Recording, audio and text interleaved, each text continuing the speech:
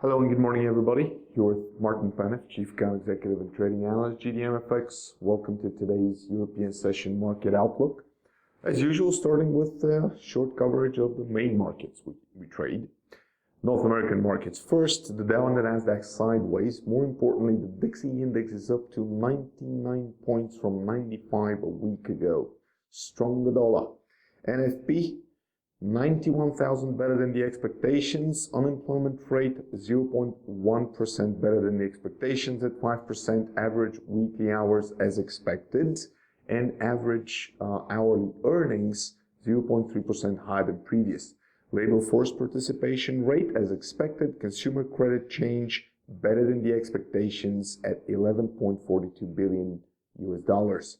In Canada, unemployment rate 0.1% better than the expectations at 7%. Net change in employment 50.6 thousand better than the expectations. USD loonie 14 points up on Friday versus the franc 10 points up versus the yen 15 points up. That's 150 pips. Labor market conditions index and housing starts year on year in Canada. This is what happens today. All week, pretty much nothing on the agenda. By Friday, retail sales month on month and excluding autos.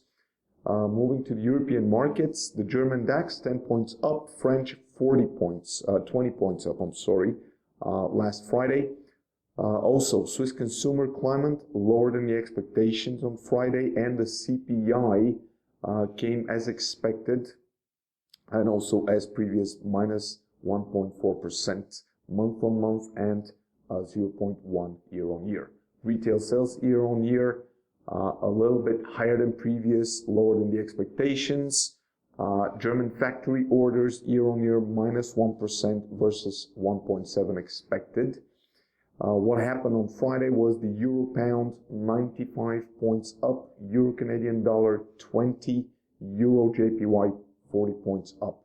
German current account almost tripled from for 13.3 billion euros. Trade balance lower than the expectations and lower than previous, and the imports and exports are on the rise on a monthly basis. This is what happened this morning. On Wednesday, we're going to have Mario Draghi's speech. Thursday, Germany inflation and European CPI data, industrial production as well for the European zone. Friday, Europe and Germany gross domestic product. Asian Pacific markets, the Nikkei 270 points up on Friday. The Asian stock rose, extending a global equity rally, and Malaysian's ringgit headed for its best week since 1998 as investors piled back into riskier assets amid speculation the Federal Reserve won't be raising interest rates until risk from outside the US subside. Asian stocks outside of Japan dropped as a strong US payrolls report bolstered the case for higher interest rates this year, and data showed Chinese exports fell for a fourth month in a row. Japanese shares gained after the yen weakened. Of course, emerging market stocks fell and a gouge of currencies weakened to a 5-week low as speculation that the US will increase the interest rates as soon as next month, and also curb demand for riskier assets. For instance, Indian shares sank while Shanghai shares climbed to 11-week high. People are showing more interest in owning US or Hong Kong dollar denominated assets. This is what an analyst in Singapore-based head of investment management in Asia outside of Japan at Western Assets. These guys manage $450 billion. Investors are concerned about two-way volatility. This is what he also added, referring to the yuan. There is Hong Kong's currency is badged to the greenback. Trade balance in Canada for October 2.8% worse than the expectations, now at minus 18.8, previous minus 20.4.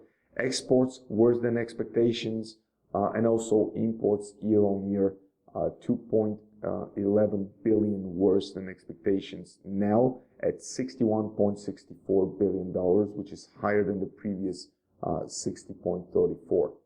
For Japan, foreign reserves for October, 4 billion less than previous, now at 4.2 billion. Labor cash earnings year on year 0.2% better than the previous, now at 0.6%. For the week, tomorrow we have PPI and CPI year on year for China. Wednesday, retail sales and industrial production again for China's economy. On Friday, we have the industrial production reports for Japan.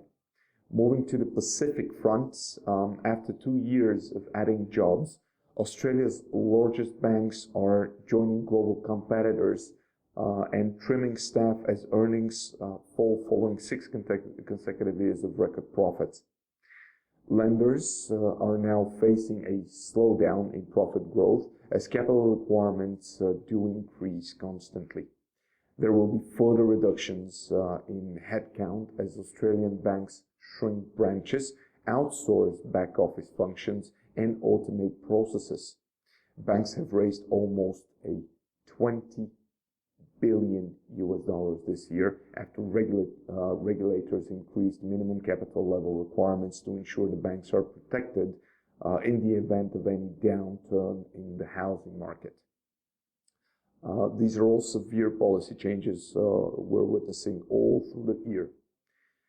For this week, today, we're going to have the electronic card retail sales for the Kiwi, for the New Zealand dollar.